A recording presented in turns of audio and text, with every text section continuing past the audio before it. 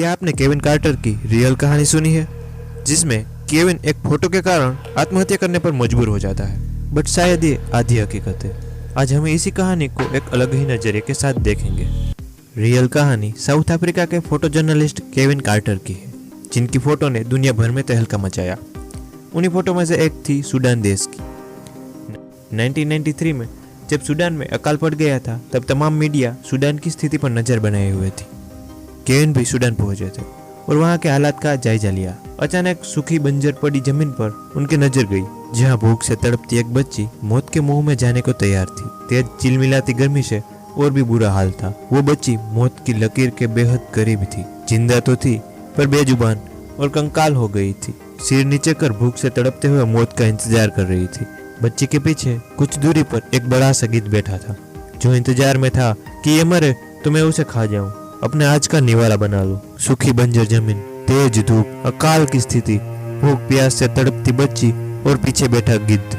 Kevin ने 20 minute तक इस दृश्य को देखा और अपने कैमरे में कैद कर लिया। 1994 तक केविन की खींची गई ये फोटो दुनिया भर में वायरल हो चुकी थी।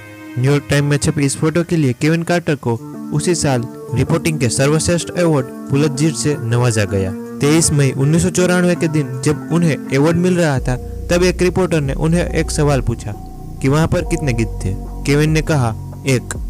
तो रिपोर्टर ने कहा वहां 2 गिद्ध थे, एक के हाथ में कैमरा था।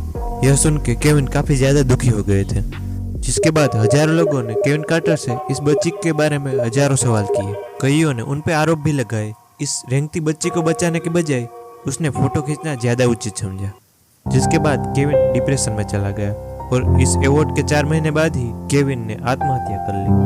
और ये कहानी यहाँ खत्म नहीं होती। आप जान के चौंक जाएंगे कि ये बच्ची नहीं, एक लड़का था और केविन के आत्महत्या का कारण सिर्फ ये फोटो नहीं। दरअसल सन 1993 में सूडान के गृह युद्ध के कारण अकाल से हजारों लोग मर रहे थे।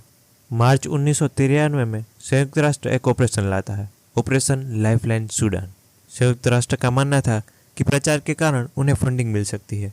ऑपरेशन लाइफलाइन सूडान उसी प्रचार का एक हिस्सा था। इस ऑपरेशन में केविन कार्टर भी जुड़े थे। युद्ध के बीच केविन कार्टर को फूड सप्लाई हेलीकॉप्टर के साथ ही जाने की अनुमति थी। यह मैं आपको एक बात बता दूं कि केविन कार्टर का एक ग्रुप भी था, जिसमें कुल 4 लोग थे। केविन कार्टर, ग्रेग मारिनोविची, केन ओस्टरब्रोक और जोआओ सिल्वा। और इस ग्रुप का नाम बैंग बैंग क्लब था। उसी ग्रुप के सदस्य ग्रेग मारिनोविची और जोआओ सिल्वा अपनी book the bang bang club के chapter 10 fly and hungry people में लिखते हैं कि केविन कार्टर दौड़ते हुए सिल्वा के पास पहुंचा और बोला, तुम मुझ पे विश्वास नहीं करोगे, एक बच्ची अपने घुटनों पे रेंग रही थी। मैंने उसे शूट किया, काफ़ी सारी पिक्चर शूट की। मैंने अपना एंगल बदला और देखा कि पीछे एक गिद्ध खड़ा था और बताया कि उसने अभी उस गिद्ध को भी उड़ा दिया।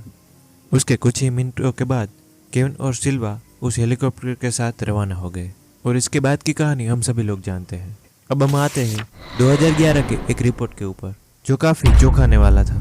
21 फरवरी 2011 अल मुंडो न्यूज मीडिया की एक रिपोर्ट बाहर आती है, जिसके reporter Alberto Rojas the vulture and the little girl नाम की इस फोटो में दिखाई गई बच्ची के साथ क्या हुआ था वो जानने के लिए एक ऑपरेशन में जाते हैं, जिसमें उसे पता चलता है कि वो एक बच्ची नहीं, एक लड़का था जिसका नाम था कोंग।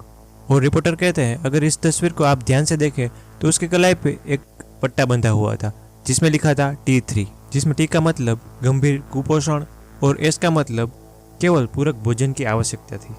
थोड़ी छानबीन के बाद रिपोर्टर को लड़के का पिता मिलता है।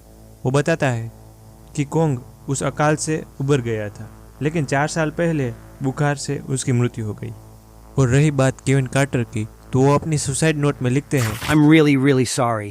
The pain of life overrides the joy to the point that joy does not exist.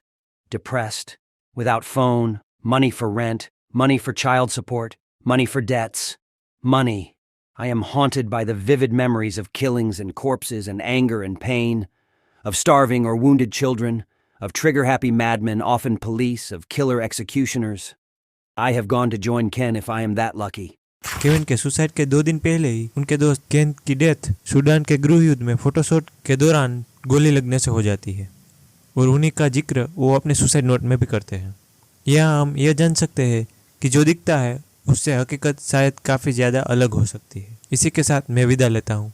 आप हमें कमेंट सेक्शन में बताएं कि हमारी वीडियो आपको कैसी लगी।